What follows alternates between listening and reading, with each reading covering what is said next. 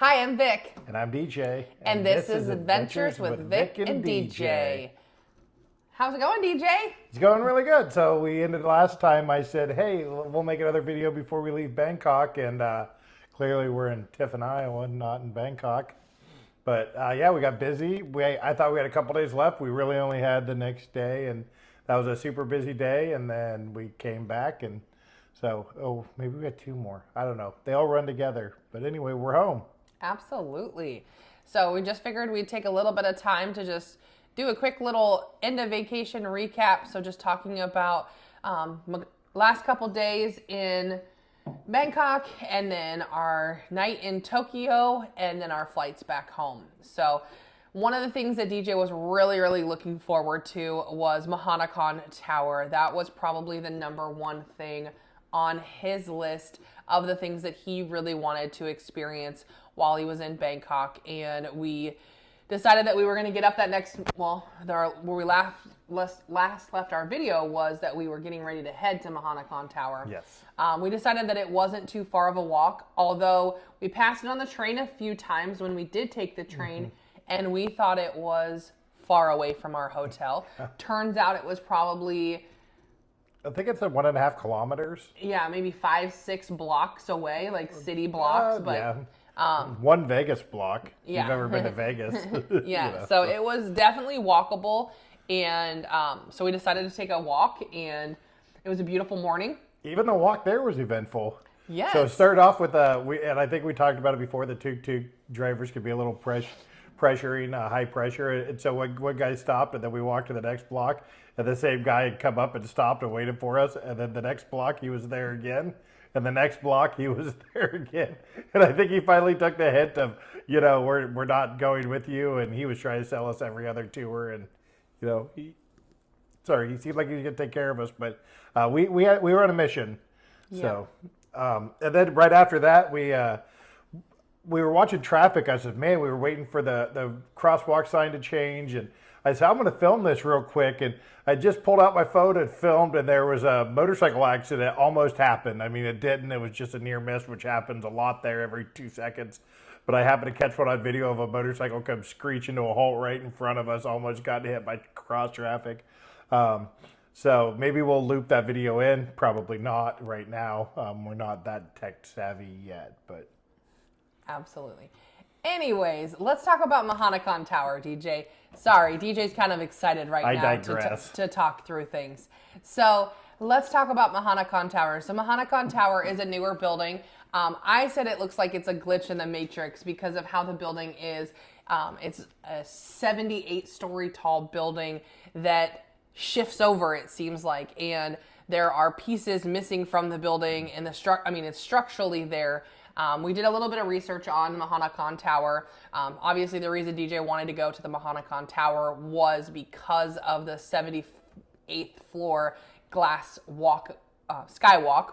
But Mahanakan Tower is also a residential building as well as a mall. So yet again, another mall in Bangkok. One of the hundreds of malls it seemed like that we went to. But we were able to go. We opted to go first thing in the morning. The ticket is good for all day. So when we got there, obviously they try to upsell you on everything, which is fine. It is a tourist attraction, so we were able to get 2 tickets, and we went straight to the 74th floor. I think the first fun was the elevator. Would you like to talk about the elevator? You can talk about it. Okay. You're doing good. Keep going. So the elevator was kind of like a Willy Wonka elevator. If you've ever watched the movie Willy Wonka, you walk into this elevator and it's pitch black. There's maybe a few lights in there, but they chock it full as many people as can fit. And you're like, okay, this is not going to be fun. And they push the button and it starts to go up. There's floor 1 to floor 74. Mm-hmm. And you're going at 480 kilometers per minute or something like that. I don't know. Crazy fast. So it was pretty fast. And the entire elevator lights up. Yeah. And it turns into a movie screen, basically. Yeah. So the entire 4 walls around you is a movie screen, and the ceiling and the floor is just kind of all crazy. Well, I think there's three sides are a screen, and then the doors are mirrored. Oh, yeah. But it feels like you're right in the back of a tuk-tuk. It's animated, and then there's like a rabbit that's driving you around Bangkok, essentially, and you end up at Mahanakan, I think, is what, I don't know, I was trying to keep my bearings. And I was also watching the floor counter, which was barely keeping up with how fast we were going up. Yes, and I was recording at that time, too, so I didn't really get the experience of what was happening. I was watching DJ's face light up like a kid in a candy store. It was crazy. It was the craziest thing I've ever seen. It was. So we get up to the 74th floor, and it's, again, similar to the Tokyo Tower, on observation deck, so you can walk the entire thing. Amazing views of Bangkok. I mean, we could see every attraction, it seemed like. We were able to see the Gold Mount, which was, 6 kilometers away from where we were staying. We were able to see our hotel. We were able to see the river, Icon CM, the Grand Palace, just kind of all sorts of different attractions. And that was really cool. And then you go up an escalator or up an elevator that's a glass elevator, go up another 4 floors to the 78th floor. You have to take your bags, everything off. You can't walk on the observation deck with just shoes. You do have to put on slippers over your shoes. That was a pretty surreal experience, though, wasn't it? Yeah, walking out on the glass, it didn't seem to bother you a bit, but my first step onto the glass, I kind of misjudged it, so I take a bigger step than I need to, and I thought I was going through for about a half a second. Then, you get out there, you if you're Victoria, you just like, oh, obviously there's been thousands of people out here, it's safe. And I'm out there thinking, if this goes right now, I'm falling 78 feet. Absolutely. So different people have different reactions, and it actually wasn't real busy when we went. A lot of people say to go at sunset, and I can see that being a very beautiful time to go. We happened to be at Tokyo Tower during sunset, which was amazing to see. Kind of like as stuff in the distance disappeared. But we really wanted to go in the morning because I number one, we were trying to beat the heat, which we didn't really. It's hard to beat the heat in Bangkok, but we just wanted to beat the crowds too. And so there was probably a half a dozen people up there when we were there. But I've seen a lot of videos where there's just 30, 40, 50 people trying to get in and off that. It is a big piece of glass, but it's a neat experience. It was definitely worth it. Is it a tourist thing to do? Sure, but it's a tourist thing that everybody, I think, should do. Absolutely. Even if you're afraid of heights, I think you should go up there. We actually talked to another couple, and she was afraid of heights, but she braved it and went out there and was really happy that she did. So Yep, absolutely. Yeah, I would say that was definitely one of our top things that we thoroughly enjoyed doing. It did cost 880 baht a person, which turned out to be about $50 for the time being. Again, you could stay up there for the entire 12 hours if you wanted to. If you wanted to spend a full day. They had a bar and restaurant kind of, and there was multiple restaurants up there and places to eat, a coffee shop, and you could actually go between 74, 75, and the 78th floor, so you could kind of bounce back and forth. Like we had went back down. Now, I will say, up top was obviously hot from the sun, and even though we were there during cool season, it's still 90 degrees Fahrenheit. When we were there. But the 74th and 75th floor are air conditioned, but it is a building of windows, so it was definitely still warm. We had enough when we were done. Yep, and then we decided to take a cab back, regroup for the day, and we actually went to MBK. Oh yeah, yep. Yep, and another mall. So MBK was a lot different. We did do a lunch there. It was kind of a Japanese sushi type. It wasn't. Yeah, unfortunately, that was probably the biggest, not letdown, but for what the price was. But we definitely wanted to try a little bit of everything and try to get some culture there. So it was worth a shot. It wasn't bad food or anything. It just. But we did pass a sign for Tim Hortons, but it was in the process of being built. Tim Hortons was on my list. It's a Canadian thing that whenever I'm up in Canada for work, I love to get me some Timmy's, and they actually have it over there in Thailand. They have, I think, 10 or 11 locations in Bangkok, but the one that we tried to go to was in the middle of being, I don't know, it was refurbished or whatever, but but hey, I got my picture next to the, Tim Hortons coming soon sign, so. Absolutely. But yeah. That night we decided, so we went to Mahanakan Tower, went to MBK, and then came back, and we had seen a huge Christmas tree outside of our hotel. And so DJ had done some research, and there was one of Asia's largest Christmas trees in Bangkok. And so we thought that was the Christmas tree that was just down the road from our hotel. Well, it was down the road, but it was just a different way. So DJ really, really wanted to see the city of Bangkok through a tuk-tuk. I would say one of the things that we talked about the most leading up to this trip was his obsession with tuk-tuks. And we hopped on a tuk-tuk at night. And it was probably the scariest, sketchiest, funniest. We really didn't go that far. We didn't really go that far, but it was bumper to bumper traffic. And there was still points where I was just like, I can't believe we're doing this right now. Yep, we both thought we were going to die at a couple points. And our tuk-tuk driver decided to split lanes with a bus. And he was funny about it, I think, as well. So, I mean, we felt pretty safe with him. There was a couple of times where he got going pretty fast, and I was like, we're going to die. But we did not. He didn't crank up the music, and he turned on all the flashy strobe lights, kind of like a little miniature party bus back there. It's almost like a bus seat you're sitting on. Which yes. We saw some people drive by, and there would be 5 or 6 people crammed in the back of one. And, you know, with our size, 2 was plenty. And but yeah, it was definitely an experience. It was just, you know, definitely worth the couple $100 baht that he charged. I don't know. Like, the hard part with tuk-tuks is like we've been saying, like, it's a cool thing. It's kind of a nostalgia, like, that is still around from the 70s and 80s. They're trying to make them electric now, which is great. But, you know, there's just something about the big motor shoved in something like that, and the half crazy driver and the, you know, tourists just jumping in. So we're glad we experienced it, and we got down there to the mall safely eventually. Yeah, we did get there. And we did get to see the Asia's largest Christmas tree. That was at Central World, which is another mall, believe it or not. The amazing thing for me going to these malls is not necessarily the inside of the malls. Yes, the inside of the malls are amazing, but that time of the year, we literally, every time we walked someplace, there was huge markets on the outside.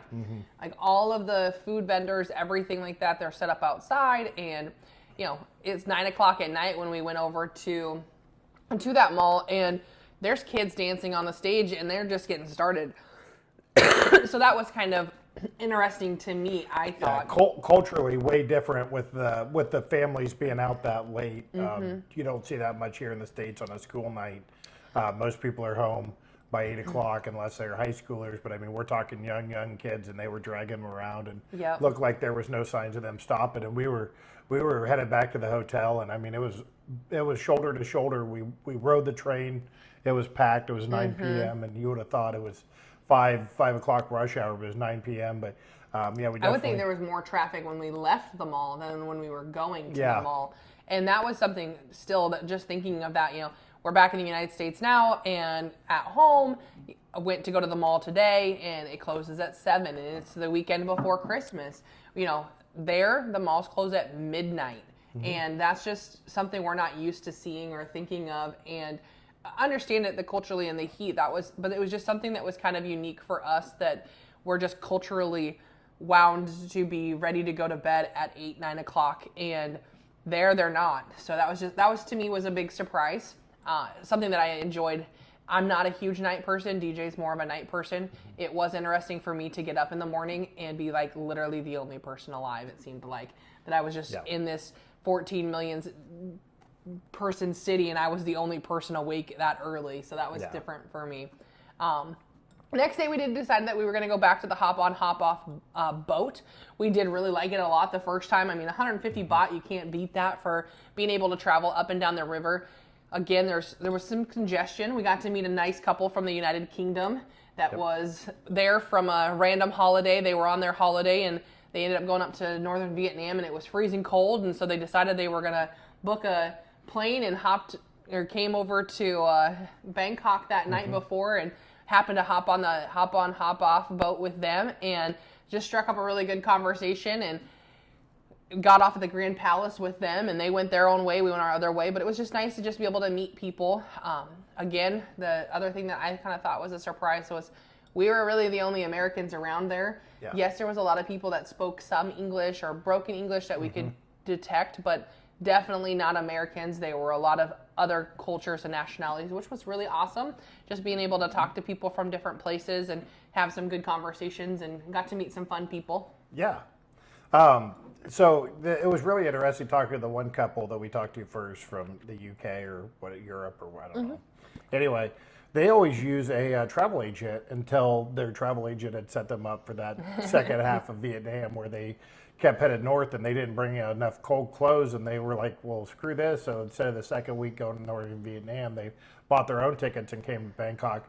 And they said, well, you guys use a travel agent. I said, not with the internet, but I mean, I'd be interested to kind of know, like, I'm not here to dog on travel agents. We've just never really used them, with the invention of the internet and with YouTube. I mean, then again, like, it's kind of my hobby is researching places to go and ways to do it. Doesn't mean that we do it right, but, and that's one of the reasons that we want to share our experiences.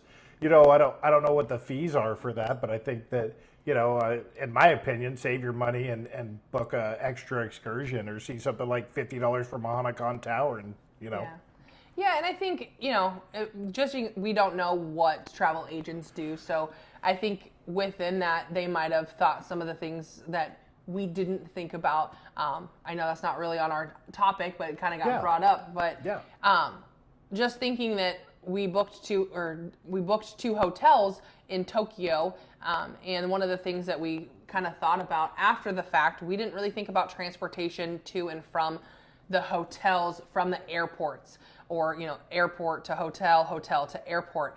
And our two, I would say, frustrations times was the transportation aspect. We got on a train that we had no clue where we were going, in a country we had no clue the language, and we didn't know the symbols. And, we asked for help. Amazing people. They were very kind.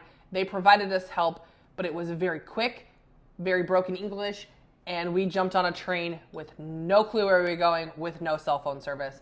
And I'm a planner. I like to make sure that I know what I'm doing. I felt very anxious. DJ was anxious as well. It just kind of made for a little bit of a frustration. We survived through it. We talked through it.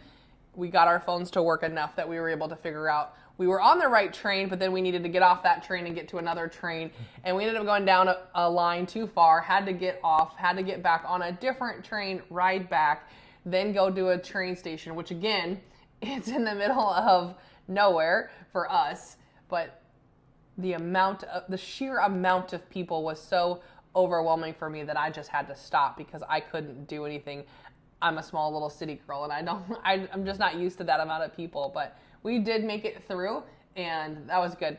But anyways, back to Bangkok. So that second day we hopped on, hopped off, went to Chinatown. You want to talk about Chinatown a little bit? Chinatown was definitely crazy. There was big markets that kind of seemed like almost like the stuff that you order off of China.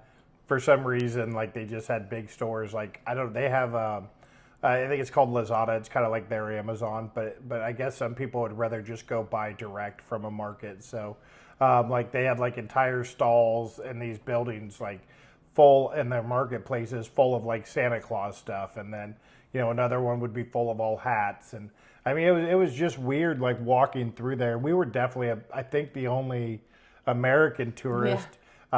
Walking around at that point. We did go to a really cool temple there. Kind of, I don't want to say you see one temple, you've seen them all, but there's just certain things about them that, like it's almost like malls. You've seen one, you've seen them all. So I'm glad we experienced the number of temples and malls we did. I don't think we overdid it, but I think you could there because temples are like malls. There's 100 or 200 of them. I mean, there's actually, I think they said 41,000 classified temples or something was the number we heard on the hop on hop off bus when we were in Pattaya.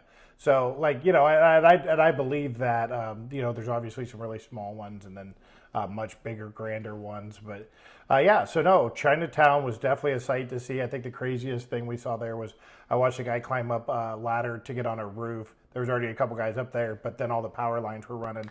And phone lines. Oh, those are phone lines? Okay. Yeah. But still yeah, wires. Yeah, like he just separated them and then used stood on them to get. I mean, whatever it was definitely sketchy to watch. OSHA does not exist there. I think we might have talked about that before. It's just mind blown from that. So. Yep. And that day was the only day that I had a meal that I didn't particularly like, and I don't know if it was. I felt that it was. I won't say rotten, but that was the flavor that I had. But luckily, the one thing that I will say is that a lot of the meals were, to us, inexpensive enough that I just took a few bites and I was like, this doesn't taste right to me. I wasn't going to force myself to eat it, which is very much unlike me. Normally I'll eat through things, but I just really couldn't. I had DJ try it and I was like, you know what? It's okay. Like, I'm not sad by it. It was a couple dollars. And the thing was, it wasn't street food. We were at a restaurant. Yep, it was at a restaurant. And so the nice part was we wanted to try KFC anyways. So I opted to get KFC. And I will say, KFC in Thailand was an extremely amount better than in the United States. It was not as greasy. It was a very good chicken. The batter was a little bit more like a Popeyes, I guess. Yeah. Had a little bit of a spice to it. But very good, very worth it. So sometimes you have bad things that turn into good things. And then that evening, we got back with your cousin, Kelly, and their family, and had dinner at a restaurant that was near the school and that was owned by a family member of one of the students at the school that Kelly teaches at. Yes, and her kids go to school there, so. Yep. And after dinner, which was good. I'm not going to try to pronounce the name. Do you want to try to say it? Nope, it's okay. I don't want to butcher it. So we went over and watched Kelly's 8-year-old. Oak is his name. Practice soccer, and so the Thai kids got to kind of see the school. They play soccer in the courtyard area, which is covered. It's kind of their playground area too. So it was pretty interesting. And I think, 8:30 by the time when they were finally done on a school night, which he only does it once a night. But, like we were talking about, it's just kind of mind blowing to us that an 8-year-old is, out till 8:30 and they still had to go home and get the kids fed and bathed and everything else. But that's just part of life there. And it was just really neat to see kind of how the school was set up and stuff, to get to see a side of that we wouldn't have just as regular tourists, because it is a Thai public school. Yeah. So, yeah. So that was our last night in Bangkok. Then we went home, or went back to the hotel, slept, got up in the morning, and ended up going to the airport. And we took a cab to the airport. Yeah, it's a Bolt, Uber, Bolt, but it's Bolt is the app we used. Yep. It was about $10. I think that's one of the things, Victoria was talking. I think I didn't do a lot of looking at, price of transportation in Tokyo, because I just assumed it wouldn't be so bad. I've been to Tokyo 20 years ago. But the difference was back then when I was jumping on a train, we'd jump on at one station and we'd, know where we were, and then that's where we needed to get back to. And you'd know how many stops you rode and stuff like that. Well, here we didn't know which stops we needed, were closed, and we had used a few websites to try to look to help out. Just took a little bit of time, but we looked up Uber, because they don't have Bolt or Grab. They use Uber, and then I guess they use another one that I was unaware of until after. But Uber was going to be $165 from the airport the second time. Yes. And I was like, I think we could figure out the train system for $165, because that's more than we had spent almost the entire time, which Tokyo definitely, when we rode a cab when we first got there the first time, we took a cab as $50, and then we took a $11 cab to Tokyo Tower, which we chose to walk back. It wasn't even that far, and that had cost $11. So that's probably the biggest contrast difference would be the difference in pricing between transportation in Bangkok and Tokyo. Yeah, and I think there's two airports in Tokyo, so we ended up landing at NRT. I forget what it is. And then had to go to Haneda the next day. Yep. So while it wasn't that far in all reality, in between, just that hotel getting to was difficult. The next morning, it was gorgeous.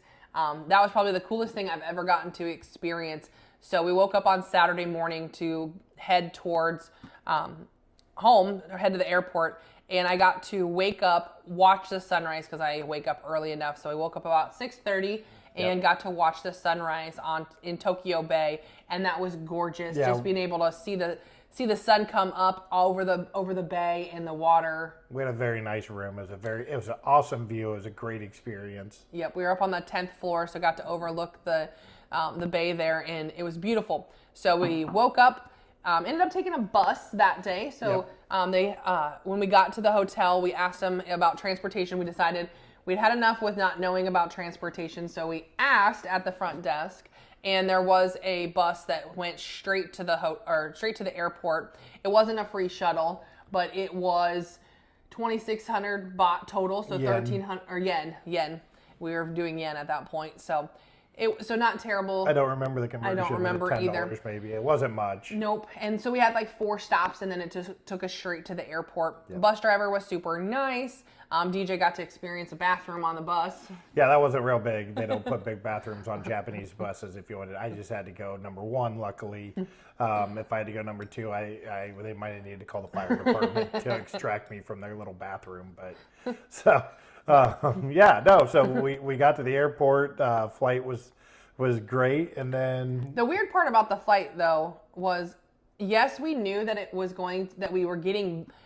Mentally, I think that was the hardest part for that flight, because we had slept the night before, got up that morning, watched the sun rise, got on a plane, and went back in time, in all reality, because we watched the same sunrise in Chicago 13 hours later. So we left at 10:50. It would have been 11 hours, but yeah. 11 hours, yep. So we left at 10:50 in the morning. Yep. Flew back in time and landed at 8:45.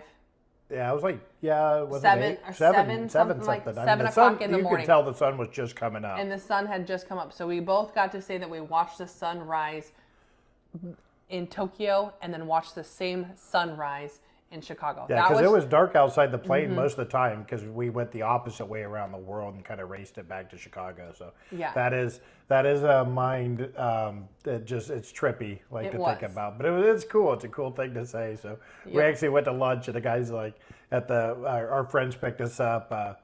Which we're extremely grateful for Jake and Leah for coming to get us. Absolutely, but they stopped, even though there was an ice storm, we still had to eat, so we stopped and got some food at a place in LeClaire, Iowa, and the guy was like, "How's the food?" I was like, "Oh, good." I was like, "Sorry if I look tired." I said, "I woke up in Tokyo and now I'm here," and he thought I was joking. But, so.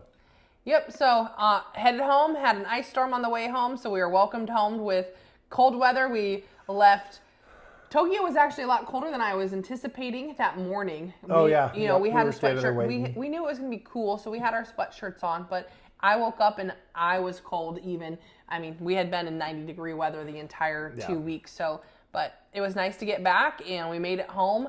The one thing that I would say, when we got home, we did not fight the jet lag. We succumbed to it a little bit, so we did take a nap, and I think it's one of those things, but I say that I slept very good while we were there. Oh, yeah. But I didn't know how much I missed my own bed. I woke up afterwards and I said, I think I died. Like, I slept so hard, and I still was kind of having my head cold still. So that next day, Sunday, I ended up sleeping for probably 14 total hours overnight. We went to bed early. We came home that Saturday, stayed up until like 11 and slept until like almost noon the next day, I feel like. Got up and did laundry, and that was really about all that we did. We couldn't have much more. And but then we got back into life. Monday came quick, and I feel like today, Saturday, so we've been back at work for a week, and I think both of us finally just had a full good night's rest of sleep. We've both been waking up about like 3 o'clock in the morning, wide awake, ready to go for the day. And it's been a little tough this week going to work. I'm not gonna lie. I have a 9 to 5 job, 8 to 5, whatever, and it's a holiday week, so it's been a little rough for me, but hopefully this weekend we'll get some more rest and relaxation and get ready for Christmas next week. Yeah. So no, definitely. I'm glad we did it when we did it. It's easier to hibernate now that it's cold. But yeah, you had a pretty rough week at work. I got my stuff done for the week, but I definitely had to struggle bust through some of those days, waking up super early and not being able to quite get back to sleep. And so I think that's behind us. I think the jet lag after a week is finally gone. I'm hoping. I'm feeling good. And we're starting to look into what's next, but we're definitely going to do a few more videos, just some small ones, just kind of highlighting some of the great stuff. And we're going to get some pictures and videos put together too. So that's coming. We'll get there. So thank you guys for watching.